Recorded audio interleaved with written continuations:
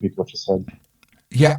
Yeah, I said that I'm trying to give as general of a definition as possible. In the past, I've said that God is defined as a mind, right? God is like relational or personal, right? And that's really all that is necessary in this general conception of God. Yes, but That's all can that's really God make? necessary. Can God be an agent? Can He make choices though? Because, Sure. Yeah. but God cannot be immoral. Isn't that right?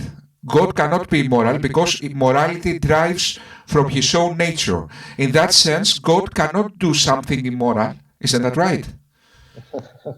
Wait, God cannot do something immoral? No, he can't. No. So he is slave to his nature, to his moral absolute. He is slave to his moral absolute. That means that he is not a moral agent. He can only be a moral arbiter. That is what I'm trying to say. Socrates, you sound exactly like Slavoj Žižek. Are you from Moldova? Many people tell me that. I'm Greek, that's why our accents are similar. I'm Greek. Oh my god. Gee, am I correct? Like, he sounds exactly like Slavoj Žižek. Sorry, like, I don't... Yeah, you're totally correct. Yeah. Yeah, 100%. Yeah, J. Robin, if you want to continue the conversation with him, that's totally fine. Well, I'll finish with you, and then I'll move on. I'll move to Socrates in a second. No problem. Yeah, please continue. Being an agent, what's the argument for that? That being an agent requires an external world. Yeah, no, it requires any kind of an externality. If you want to say external world, that's totally fine. Because an agent which is self-aware needs to have the conception of oneself through the third-person perspective, looking at himself as an object that makes particular changes.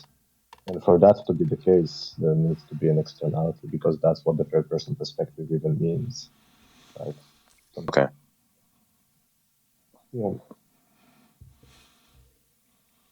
I'm sorry, I'm eating right now. I need to wake up. But yeah, I'm gonna, since there's a couple other people, I'm sure there's people in the audience who want to talk. We're gonna move forward. But you're always again welcome to come back on stage if you want to. Socrates, what were you gonna say? Yes, my objection, I would like to make an argument against God that is related to morality. So, because God cannot be an agent, because he needs to always reply to his own nature, to always be moral, the perfect, have the perfect morality, that means that he cannot be a moral agent. But if you are not a moral agent, then you are not the ultimate moral being. In other words, let me give you an analogy. If we program a robot with the perfect moral code, that doesn't mean this robot is moral. Isn't that right? In order to be moral, you need to be able to change your mind, to have empathy, and all this kind of qualities that defines a moral agent. In contrast, a God can only be a moral arbiter because he needs to always, he is a slave, in other words, of his own nature. He needs to always reply to a perfect moral code that he cannot go against. In that sense, he is not the ultimate moral being. And that relates to what you were discussing earlier, whether God can be a moral agent, which I don't agree. So that is my argument.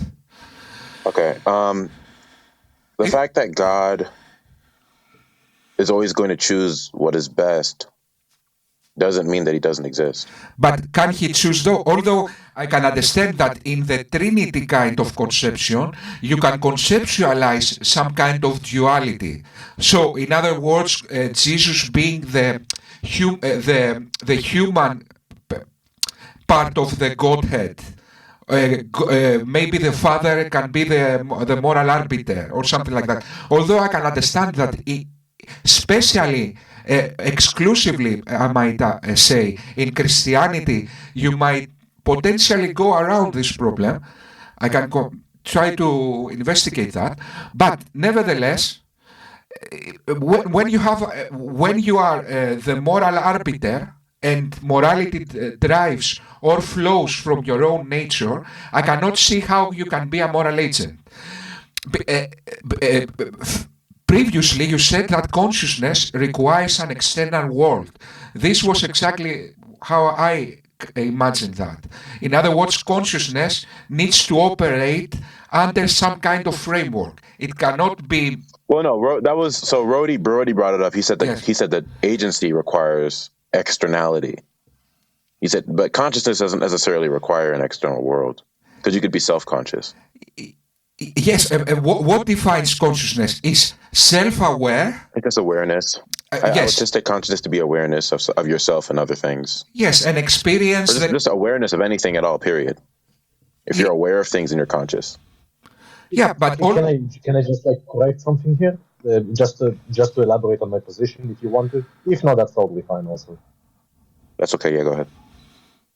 Yeah. So I take like awareness. You can be aware of many different things without understanding that you are the one who is aware. Right. You don't need to have self-awareness in order to have any kind of a general awareness. Right. You can like perceive the fear without understanding that you are the one who is afraid. But I'm saying that's like problematic with agency, but I don't really want to enter the argument because you had like an interesting conversation with him now. So, okay, yeah, I'll respond to that. Yeah, I can respond to that after I finish with Socrates. But yeah, I actually wanted to ask Socrates if he understood my position, not like. yes, I affirm your position, sir. What I would have say is that consciousness is self-aware. Also, the experience part is part of consciousness. In other words, the Kalia. Kalia includes self-aware and experience. Yes, qualia. I don't know if I pronounce that correctly, but also it's the ability to change one's mind. Is that part necessary part of consciousness? What do you gentlemen think? The ability to change no, it's one's not a necessary mind. part of being conscious. Changing your mind doesn't have any. I wouldn't say it has anything to do with being conscious. Oh, No. yeah. No, like consciousness doesn't have to be self-aware. Self-aware is the awareness of the self, and I'm saying you can be like aware of. Oh, yes, things. you are right. Yes. Yeah. Oh, I didn't understand. Okay, I thought you said something else. Yeah. Okay, yeah. Okay. I mean, sure, yeah. Awareness, just awareness of anything at all, right? That's what I would take consciousness to mean. If you're aware of anything, then you're conscious. Yeah, because like what the conscious is just like this kind of an content of like something, right? Some kind of a content. Right? It doesn't have to be like content of yourself. Yes, when Roddy said that, my mind went immediately to animals. So can we say, yes, but animals in the long run, they are self-aware, isn't that right? Although they don't have I don't know. in other sense, although they don't have how can you say that? Our reflection, because our reflection to ourselves is very advanced. But you might argue that they have some kind of primitive self-aware. I don't know. That's something to be explored. Yeah, I don't know if animals are self-aware. I know that we are because we're human beings and we're made in God's image. And so that's all that's really even relevant, anyways. Whether or not animals are conscious, I mean, that's not really, because we're talking about the definition of consciousness, period. So whether or not animals fall into that category is just that's aside from the definition itself. Yeah.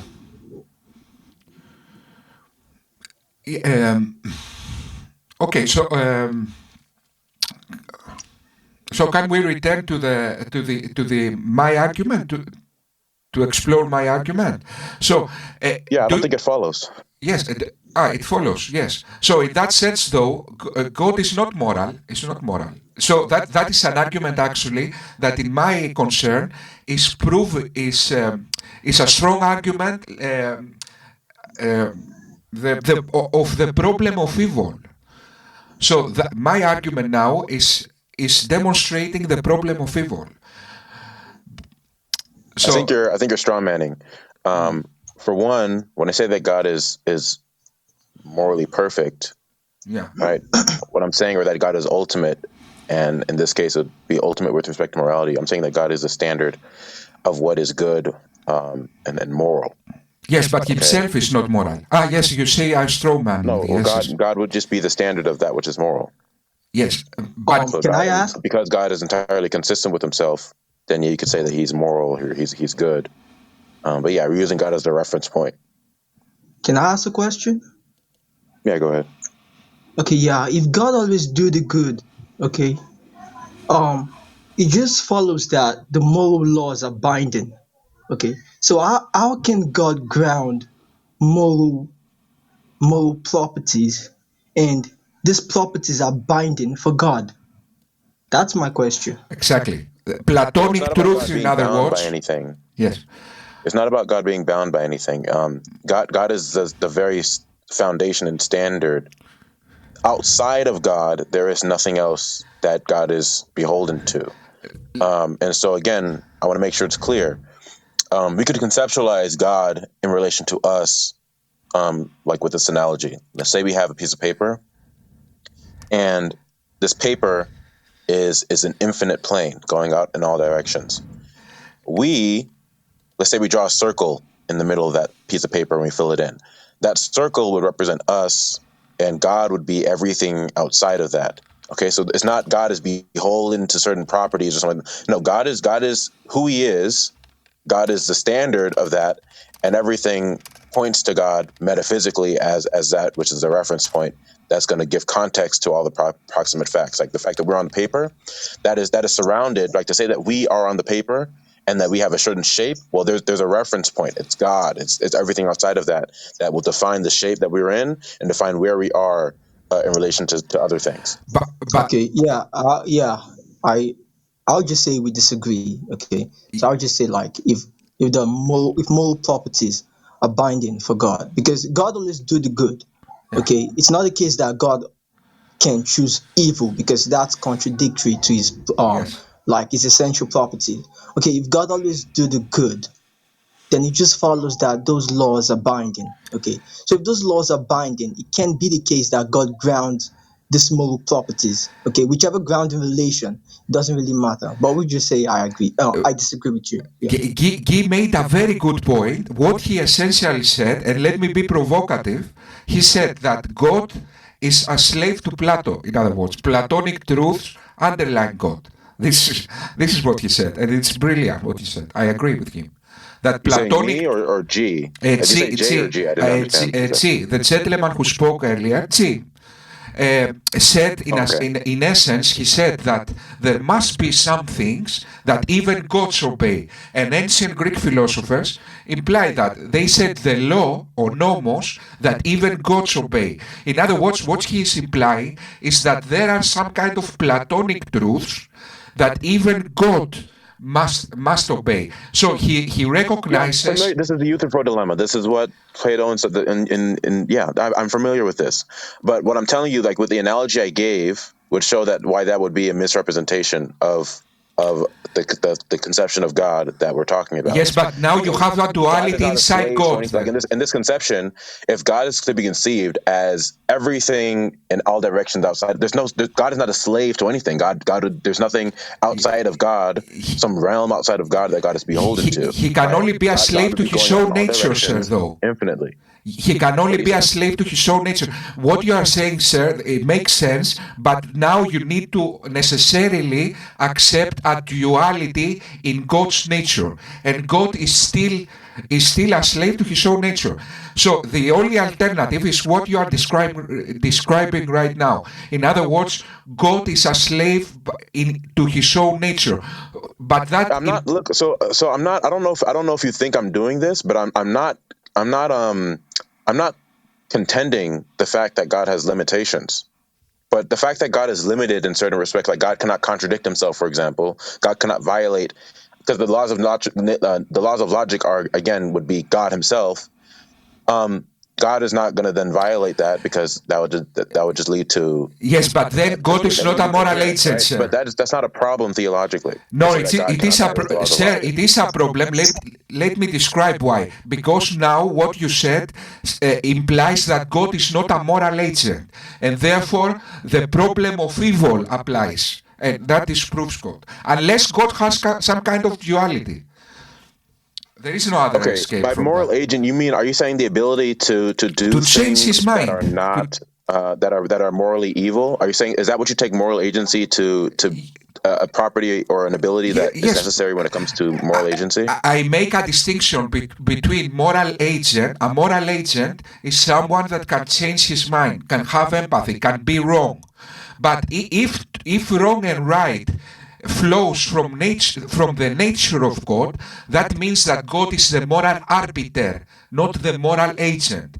And that means that being the moral arbiter, that means that he's not the ultimate moral being. Why is that? Because he's not a moral agent. In order to be good, you need to be a moral agent. And my analogy was the robot. I said, even if you program a robot to have the perfect moral code, he's still not a moral agent. So he's still not the ultimate moral good. You need to have the fragile human soul to be a moral agent. This is what I'm saying. Okay, I I can, think I think I I can get. I understand. Okay, one thing here. What Socrates says is something that William and Craig many times affirm. He said that like God could have created everyone to just abide by his law, right? As like some robots, and all of them will be good, but that's not what moral good means, because the moral good uh, is something that you can be out of accord with the principle itself. Exactly. I, Socrates, is that like fair rendition of what you said? This is exactly what I said. Oh, okay, yeah. yeah. Well, then, I mean, what it sounds like you're doing is just you'd just be doing the same thing that a lot of the other atheists do, which is try to conflate God with His creation. When I say that God is good, I'm saying that God is the reference point for that which is good, right? And that anything that is out of accord with that would be considered morally wrong. Um, well, Yeah, how does that falsify listen. the idea that God exists? Okay, Because yeah. So I think I actually understand what Socrates is saying. Okay, he said that um, if God sets the standard for what is good and bad, okay, then if if if this moral standard are binding for God, then we can say that God is a moral agent. But if God doesn't act according to the standard, okay, that He sets, then He's not a moral agent, and we can't say like God is the standard for moral agency. We can just say God is this, like God sets the moral standard, but God is not the ultimate moral agent. Yeah, Okay, but let's say I agree. Let's say I agree with your definition, and according to your definition, God's not a moral agent. Then what? Like that doesn't disprove the idea that God exists. yes, but but that's not my argument. I would just say, okay, because God always does the good, it just means that like there are moral truths that exist independent of God. Okay, so if No, this okay, hold on. How does that follow? How does that follow? okay, okay, does God always do the good? Well, God, yeah, in the sense that He's always consistent with Himself, then sure. Okay, if God always does the good, then He is limited. He can't do anything that is Yeah. bad. So I mean, I'm telling you, I agree with you already, but I don't see the what's the point? Like I Okay, agree yeah, that God has okay, limitations in what He okay, can do. That's not a problem, yeah, though. okay. So It's that not controversial. limitation, okay, yeah, that's a limitation. So how can Sure, God be but the like this is not. yeah, Do you yeah, understand that like yeah, for hundreds of years, okay, yeah, people have held that God cannot. Like this is not something that's controversial or new or anything like that. This isn't. I mean, this is just common knowledge that people generally hold that God has limitations to what He can do. but God's is yeah. he? perfect, So so yeah, I perfection is can. a limitation to it being imperfect, right? Okay, Like this yeah, isn't a okay. problem. So okay, yeah. So if those moral properties, okay, set boundaries for God, set limits for God, then I cannot accept the claim that God is the foundation, okay, for our state of affairs. Okay, how does it follow that because God is the God is the ultimate that therefore He can't? Let me explain how that Okay. follows with my analogy with a robot. Let's say a robot has the perfect moral code. Is he moral? a robot. Let's say No, I'm God. saying I can agree. I can agree. Listen. Let's say I grant, by your definition, God is not a moral agent. That does not disqualify him from being the standard of He's morality. not moral. He's not perfectly moral then. He's not even moral. He's just a robot, in other words. No, he is moral because God is a standard. So look, I'm just telling you, like, even if I agree, I'm not saying I concede your argument, but like the point is that God is moral in the sense that he is the very standard for morality, Yes. and we can see, of course, instances of God acting in accordance with his nature throughout human history. Acting. But you just said that God is not a moral agent, sir. Socrates, Where do you let me see try. that? There is a miscommunication here, right? So there is no problem. Like Jay said, there is no problem in saying God is not a moral agent. But how does that follow that God doesn't exist? Let's suppose he's not a moral agent. He is the standard. He cannot be out of accord with his nature. Then what will be the problem in this position? Because You he's not want to say ultimate something like, good. yeah, He's not good. let me say, by the way, Jay, if I misrepresented your position, just tell me. No, I think you had it And good. That was good.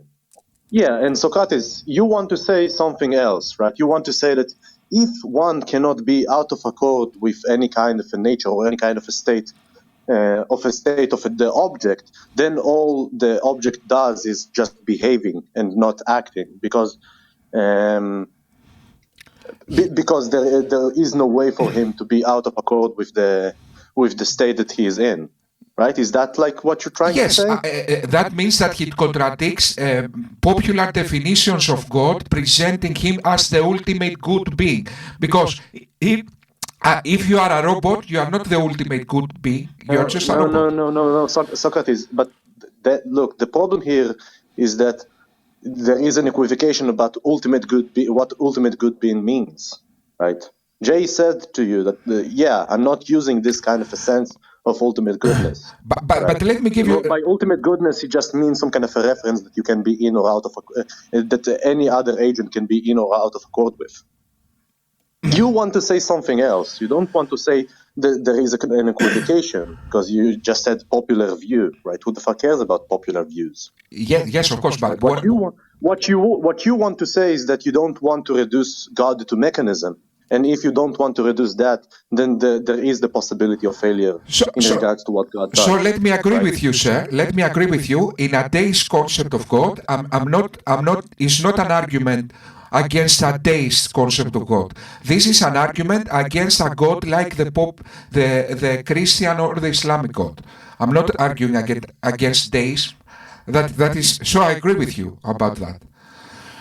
Okay, No, yeah. well, So goodness is just a way we describe who God is, right? When we say God is good, again, we're saying that God is the reference point for all that is good, for all that is love, for justice, for righteousness, right?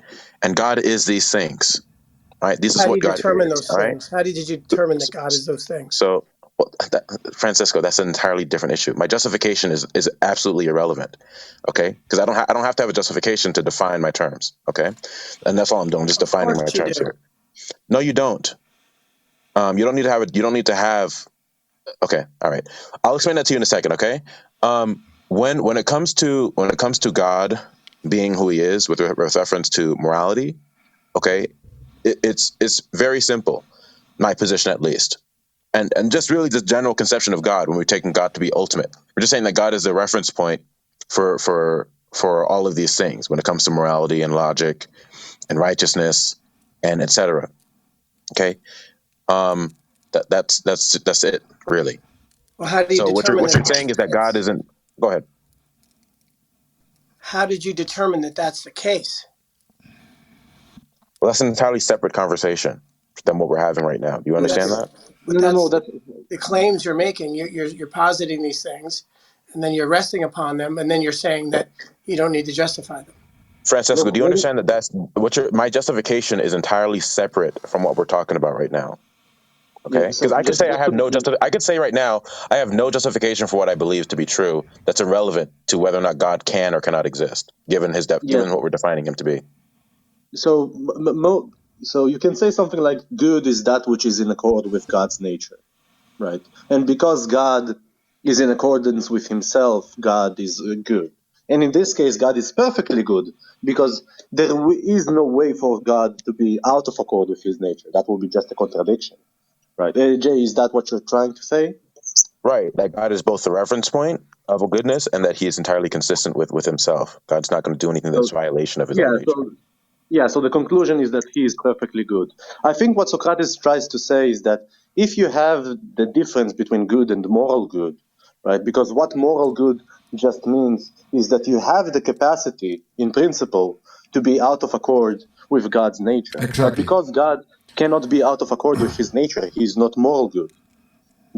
I think this is what Socrates tried to say. Yes, yes, yes, If that's what exactly. you Yes. define moral good to be, I can concede that. I can concede that to you, but it doesn't follow from that God doesn't exist, which is what I'm asking here. Okay, No, that's totally fine. I have no idea if you're going to where. say that moral good, if you're going to say moral goodness means that every Tuesday God condescends down into a man and goes to Pizza Hut and buys a pizza, and that's what moral goodness means. Therefore, God's not morally good. Okay, you want to define morally good that way, and I'm going to say God's not morally good, but I've defined what I mean by goodness. I've defined what I meant by God is the standard of morality, and that's what my position is. Now, your task is to deny the existence of God as He's been defined. So you accept Right? some kind That's of not what you got. duality in God. You accept some kind of duality. The same way we humans have a duality of our consciousness and our body, you accept the same kind of duality in God's nature. In other words, He is also an agent, but he's also the arbiter there. I'm not objecting to that, because in a kind of trinity, in a kind of, you might imply this kind of duality. What I'm trying to say is that we need to explore in Christianity, although I think my argument conclusively disproves the Islamic God, for example, but when it comes to the Christian God, you can imply this kind of duality in the sense of Jesus came to earth in order to be a moral agent and then save humanity from. So you can think this kind of concepts, but what I'm saying is that in a strict description of God, like the Islamic God, that is only the moral arbiter, you cannot say you have the problem of evil. You cannot say this being is the ultimate moral being. Ultimate moral being. That's what I'm saying. There is no problem of evil here. Yes, because the problem of evil says that God cannot be the ultimate moral being because we have evil in this world. Although I'm not Okay, objecting. how does that follow? Yes, what I did And by is. whose definition of ultimate moral being are you making that judgment? Um, this is some kind of alternative argument that I'm proposing, that instead of the classical problem of evil. So what I'm saying is that God, because He's not a moral agent, He cannot possibly be the ultimate moral being. I'm not touching the whether evil in this world implies that God is immoral. I'm not touching that at all. I'm giving some kind of alternative argument. Um, like the problem of evil. Yes, something like Okay, that. by ultimate moral being, this is all ultimate moral being is taken to mean when I use the phrase. Okay, that when I say God is the ultimate moral being, I'm saying that God is the very standard. He's a reference point for all that is good, all that is righteous, all that is just, etc. And everything that is a deviation from that is taken to be morally bad. That's all ultimate moral being means in this context. That all morality, all moral facts, derive and depend upon God. That's all ultimate moral being means, and that's entirely consistent with who I've defined God to be in this context. Yes, but that So what must you're doing imply right some now is kind a of straw man. duality again. This doesn't have to do with a duality, right? I'm not even familiar with that line of Yes, argument. that I'll look is into it if you have resources for it, but I'm not familiar. I'm not going to commit to saying that there's a duality that that is solves my this problem, 'cause argument. I don't know what you're talking about. That is my argument. I say that God has some kind of duality. That's the only way He can be a moral agent. I made this argument. I didn't read it from anywhere. So Okay. that's my Do argument. you understand? Do you understand how I've laid out that there is no moral problem of evil, and that God is defined, and how I've defined God being a moral ultimate Yes, to be? Do you because understand how that's been defined? there might have been some kind of wisdom why we see this kind of evil in this world. I can understand this argument. Socrates. Yeah. Socrates. Do you understand how I've defined God and how I've defined moral ultimate to me? Yes, the morality. Is God so God is it so now that you understand the definitions, now that you understand who God is, you said earlier that you have an argument for the falsity of God. So I Yes, want to know, given now that we understand the definitions, how does it follow that there is no God? okay, let me make my argument again. What I've said is that God can only be a moral arbiter and not a moral agent. And I gave an analogy with a robot. I said, if you program a robot with a perfect moral conscience code, he is still not a moral agent. What that implies that but in order to be the ultimate moral being, you necessarily need to be a moral agent. You, Now that's where your straw man. That's where your straw man is starting to come in. Let's say I agree that God cannot do anything that is morally wrong, and by yeah, your definition, God is not a moral agent, in yeah. quote unquote. Okay, that doesn't mean that God doesn't exist. Yes, but let me continue. But And what I'm asking you is, how do you falsify the existence of God? okay, so I'm not falsifying the deist concept of God. I'm falsifying the concepts of God that imply that God is the ultimate moral being. But Are you if an atheist, Socrates? yes, Okay, atheism without qualification is taken to be global, meaning that it is the denial of all gods. And I've defined God in the general conception or in a general sense so that you can respond to this definition and falsify it. okay, God so is merely defined. Right now, you're talking about a specific type of God. You're talking about a God who's moral. You're talking about a God who is these other concepts. You said that God is an agent, a moral agent. All I'm asking you to falsify right now, because you're an atheist, which is taken to be global without qualification, yes, meaning that you're going to have to define or defend the falsity of God as he's been defined, which is simply this: God is ultimate, and he's a mind. Okay, yeah, meaning that God is conscious, and he's the foundation for all that is, can be, cannot be. He's metaphysically primary. yes, So, do you know how it is the case? Are you able to tell me how you determined it to be the case that there is no God? yes. My argument doesn't address that. I admit and I submit to that. My argument is not against a deist concept of God. I submit So to your that. atheism has not been demonstrated to be true. Do you have do you have anything you would be able to present to me right now that would falsify the existence of God? Falsify the existence of God. Yes, because you got me on a spot. Let me try to think of an argument. Um, first of all, I might not be able to disprove God in an absolute sense. I might be able to give a reasonable argument against the probability of God existing, and one of Okay, these things, Socrates. yes, But that's not so. I'll just I'll just I'll just ask you to finish the sentence, okay? God does not exist because okay, God doesn't exist because a necessary being cannot be complex. That is what I would say. I take simplicity. I take simplicity to be a direct entailment of God being ultimate. Yes, but then So God's God wouldn't be simplicity complex under doesn't make the sense definition of because ultimate. in that way God's complicated qualities cannot be supported by this kind by a simple essence. It's Is not. God subject to some higher parameter? Excuse me. Is God by definition subject to some higher parameter? By definition, no, but that's a theological Okay, good. description. Then on what grounds do you say God can't be something? Well, Whenever you say something cannot be, then it has to be subject to some parameter. But there is yes. no higher parameter than God. Yes, but what you are saying now, sir, derives Would from you do your me a favor? theological Because definition, sir. it's so cringeworthy when people say yes, but. Either say yes, I agree, no, I don't agree. Yes, but is what children say. With all due respect, sir, I don't need. I'm not implying that in an insulting If way. you're going to appeal to a parameter that God must Yes, conform but I to, don't need to jump over your hooks because what I'm trying to say, sir, is that hey, listen. If you're going to be a little obnoxious little jerk, you know what? I'll just move you back to the audience. Okay? It's not a matter of jumping through hoops. no, I'll no, no. ask you Okay, okay. I respectful, take that back, sir. I sideways take that questions. back. Sorry about that, sir. Sorry about that. What I'm trying to say No, you is don't that have to grovel. Just move on. No. Now the point is this: Yes. you're saying God is subject to a parameter. Yes.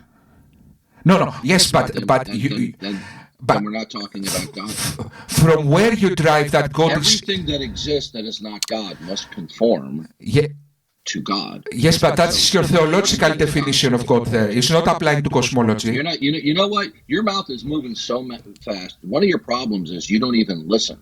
I've talked with you a number of times before. Yes, and I respect Now, that, sir. Thank you very is God much. subject to any extrinsic external parameter that he must conform to?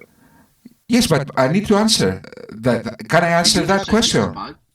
Sir, can I answer this question? Is there a parameter that God must conform to? No. According to your definition of God, your theological definition, that doesn't apply to cosmology. It applies to your theology. That is the distinction. Have you ever gotten the hint? Excuse me? Repeatedly said to you in our conversations, you don't focus. Have you gotten the hint yet? What? Okay. You are introducing saying God does not conform to a certain parameter. And I'm saying, good. What? Okay, if God is defined as God as the creator of all things. Define. Then God is the fundamental parameter that everything must conform to. You said define though, sir. There wouldn't be an external parameter that God would conform to. Are your definitions reality, sir? You said defined. Are your definitions reality, sir? Let me ask you this question. Okay. Why are you invoking the word reality? Because your definitions are not reality. We have a distinction between reality and your definitions. Isn't that right, sir? Just because you define something, that doesn't mean it applies in reality. Isn't that right, sir? Reality means the set of all real things. Yes. So how is God as defined as the eternal creator, the source of all possibility? How is it that God is not within the abstract set of all real things? Okay, let me explain. Because what you are doing now, sir, you are making a logically consistent argument, but that doesn't mean it's true. This is not an answer to my question. I'll repeat the question. Inside the consistency of your argument, sir, you are right. Okay, wow, man, you have diarrhea of the mouth. You're not focusing. Every time I talk to you, do I say the same thing over again? Are you getting the hint? You're not focusing. Now, you said God is not within reality or contained within reality. Reality is an abstract set of all real things, correct? Yes. Okay. How did you determine that God is not within the set of all real things? Because I claim that God is not real. Because I am addressing reality. I'm not addressing your presupposition. Understanding, okay? So inside your logic, you are right, but you need to distinguish the. Dude, are you not self-aware about yourself?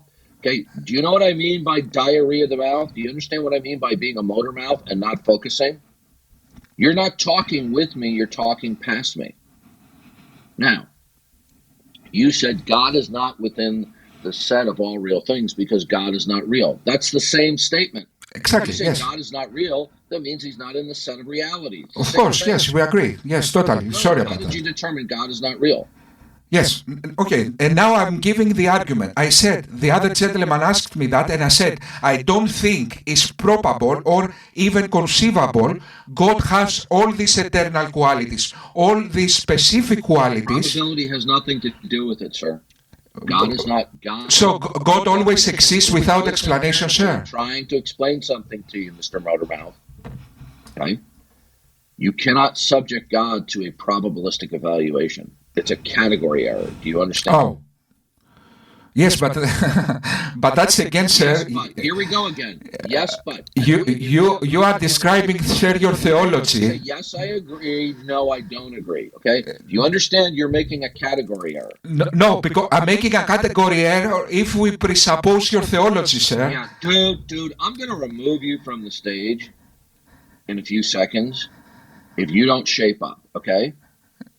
Okay, listen carefully, all right? Yes. It's not that, I don't think that you're purposely trying to troll.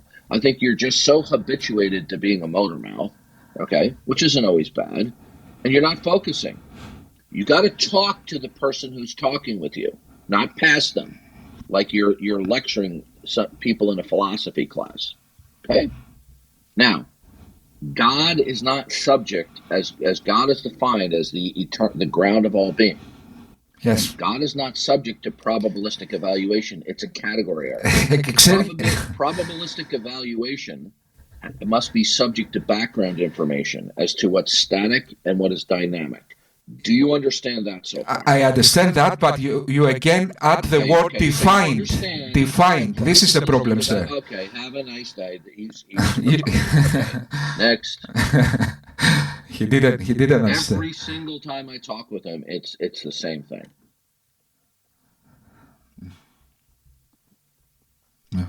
Yeah.